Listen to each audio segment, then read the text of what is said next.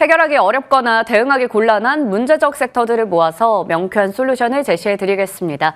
오늘의 문제적 섹터 해결사 울포디어스 김란 대표님과 함께합니다. 안녕하세요. 네, 안녕하세요. 네, 오늘 첫 번째 주제, 지금 봐도 될지 엔터에 대한 이야기 해보겠습니다. 증권가는 내년이 K-팝의 해가 될 거라고 전망합니다. 또 북미 콘서트, 앨범, 굿즈 등 판매 수익이 주로 달러로 발생해 강달러 수혜도 기대돼요. 엔터주 장기간 쉬었으니 지금이 매수 기회인가 싶은데 종목별로 실적은 갈립니다. 옥석 가려볼까요?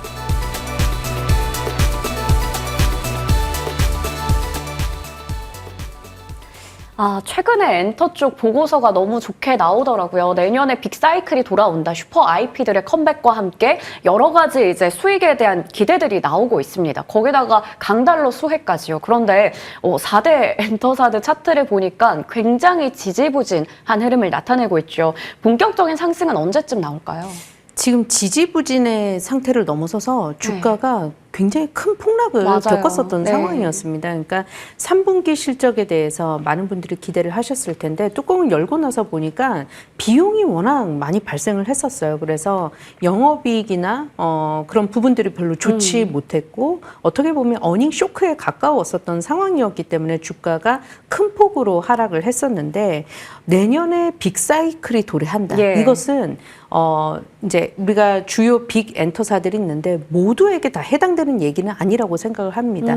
주요 매출원 중에서 이제 공백을 갖고 있었던 몇몇 회사들은 아마 이제 내년이 조금 더 좋아질 수 있는 이제 그런 시기가 될 테고요.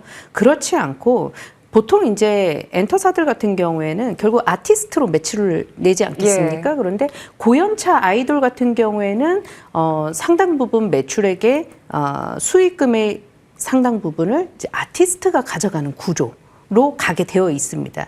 그래서 엔터사 입장에서는 저연차 아이돌이 발빠르게 빨리 시장에 안착을 해줘야 그게 이제 매출액 영업이익으로 좋게 이제 이어지는 그런 상황인데 몇몇 회사들은 저연차 아이돌이 생각보다 팬덤이 그렇게 예상했던 것만큼 해외 시장에서 안착을 하지 못하는 이제 그런 상황들이 발생이 되고 있어요. 그래서 그런 부분들은 어떻게 보면 좀 옥석 가리기가 좀 필요하다라고 볼 수 있겠고 지금 일본과 중국 간의 여러 가지 그 감정이 격화되면서 이게 약간 좀 불똥이 엔터 쪽으로도 튈 수 있는 그런 상황이기도 해요. 지금 홍백가합전 연말에 하는 일본에서 하는 그런 이제 가요 무대라고 봐야 될 것 같은데 SM의 에스파가 이제 출연을 하기로 했는데 하필 그 아이돌 멤버 안에 이제 중국 국적의 그렇죠. 아이돌이 있거든요. 네. 그러면서 서명 운동하고 출연을 반대한다라든지 이제 그런 얘기들이 나오고 있는 게 몇몇 엔터사들은 아마 좀 껄끄러운 시장 분위기에 아주 예의주시하고 있지 않을까 그런 생각도 듭니다. 중일 간의 갈등까지도 엔터주 얘기할 때 우리가 또 눈여겨봐야 되는 포인트가 되겠네요. 엔터사 분명히 내년에 본격적인 초호황기는 맞겠지만 모든 회사에 해당하는 것은 아니다. 옥석은 가려봐야 된다. 라고 말씀해 주셨습니다. 그러면 내년에 우리가 주목할 만한 키워드와 모멘텀을 좀 더 짚어본다면 그 주목할 만한 종목이 추려지지 않을까 싶은데요. 키워드는 한 두어 가지 정도 떠올라요. 첫 번째는 제가 앞서서 말씀 못 드렸는데 달러 강세.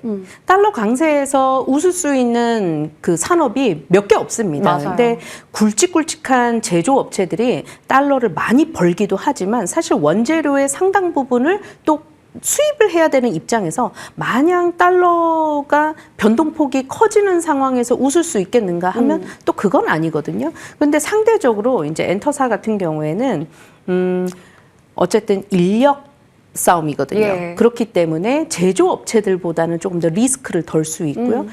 이 안에서도 달러 매출이 어느 정도 비중을 차지하는지에 따라서 우리가 또 살펴봐야 됩니다. 뭐 하이브가 상대적으로 좀 많고요.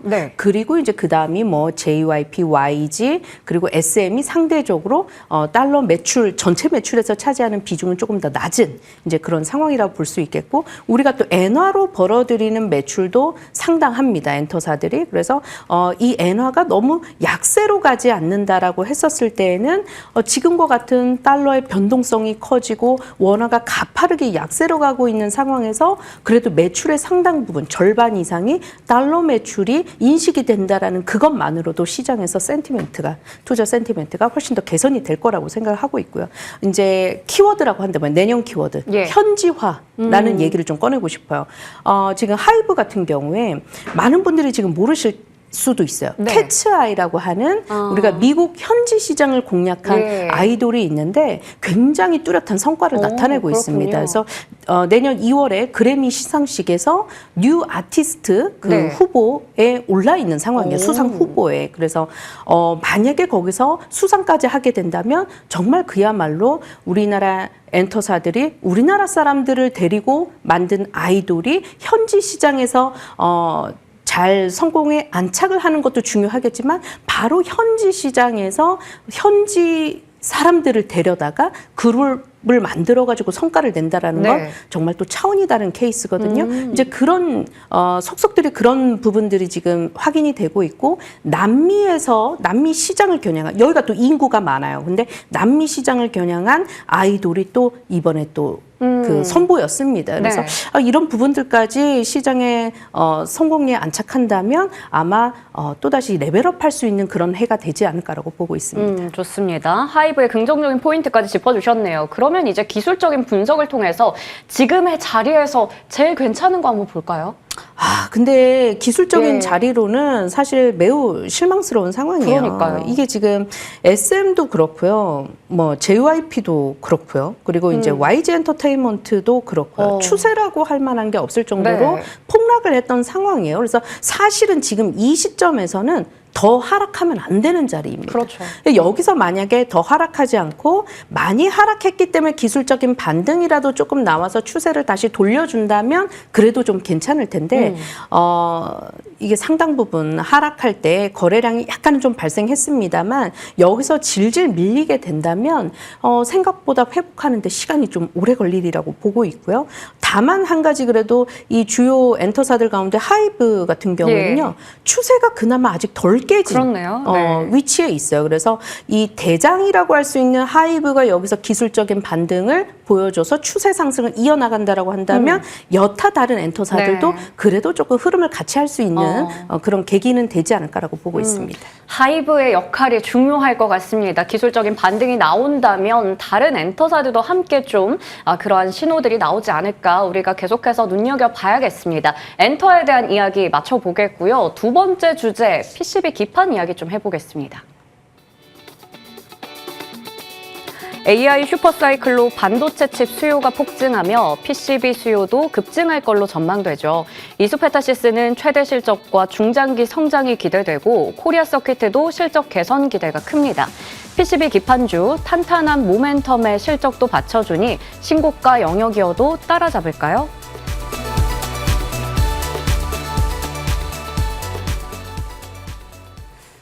AI 인프라 붐의 최대 수혜주가 그렇다면 PCB 기판이 되는 것일까? 최근의 추세 보면 진짜 대단하거든요. 시장 어려울 때도 고점 라인에서 잘 버텼단 말이에요.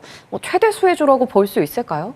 거기에 좀 주목을 해봐야 될 것 같습니다. 우선 우리나라에서 AI 기업 한다면 이제 쌍두마차가 있잖아요. 삼성전자, SK하이닉스. 네. SK하이닉스가 이제 먼저 올라타기 시작했었고 그런데 그 견인차 역할을 해줬었던 이 두 기업의 주가가 최근 들어서서 약간 좀 꺾이는 모습이 나타나고 있어요. 그런데 많은 분들이 AI 거품론을 얘기하지만 사실은 엔비디아의 제조를 담당하고 있는 TSMC 같은 회사들은 지금 증설을 하고 있거든요. 그러니까 그만큼 시장의 수요를 다 따라가지 못해서 여전히 공급자 우위의 시장을 보여주고 있는 그런 상황입니다.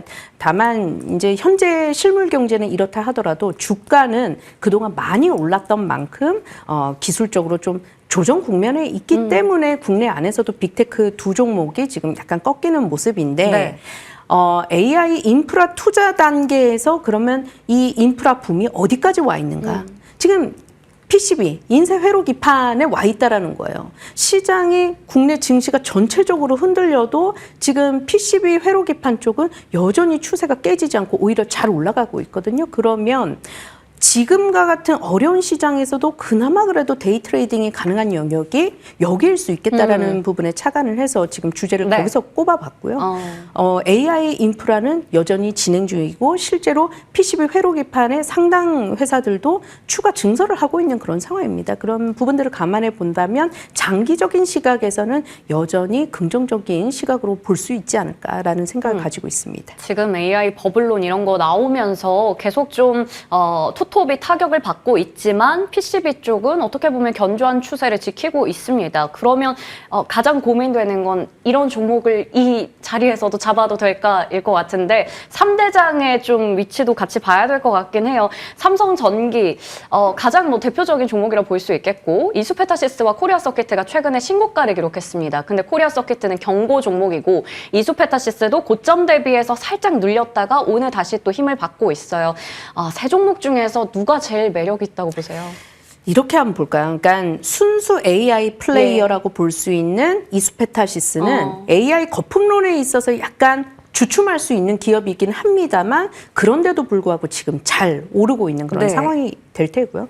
삼성전기나 뭐 코리아 서키트 같은 경우에는 상대적으로 매출 품목이 좀 더 다양합니다. 그래서 안정적인 매출 구조를 비교적 이제 가지고 있죠. 근데 그런데도 불구하고 삼성전기가 21선 아래로 조금 내려오는 모습을 보여주고 있기 때문에 지금 시장에서 시장의 참여자들이 선호하고 있는 종목은 이수페타시스구나. 그러면 여기 안에서 짧은 트레이딩도 역시나 이수페타시스 그리고 AI 역시나 마찬가지로 순수 AI 플레이어라고 할 수 있는 이제 신테카 같은 그런 종목이 있어요. 이제 그런 종목들도 추세가 완전히 이탈된 그런 움직임은 아니거든요. 그래서 이런 종목들을 언제 공략하는지가 중요한데 오늘과 같은 시장에서 주목을 받을 때 매수를 한다면 분명히 또 매수하자마자 큰 폭으로 또 물리고 시작할 거예요. 그래서 오히려 하락하는 날 그리고 좀 많이 하락하는 날 그럴 때 분할적으로 좀 매수를 해보시는 것이 어떨까 싶습니다. 순수 AI 플레이어로 주목받고 있는 이수페타시스 혹은 뭐 심텍도 같이 말씀을 해주셨습니다.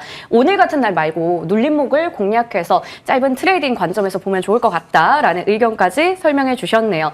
오늘 문제적 섹터들 보고 왔는데요. 앞서 계속 강조해 주셨던 쪽에서 오늘의 탑픽이 있을지 궁금합니다. 어떤 종목일까요? 하이브입니다.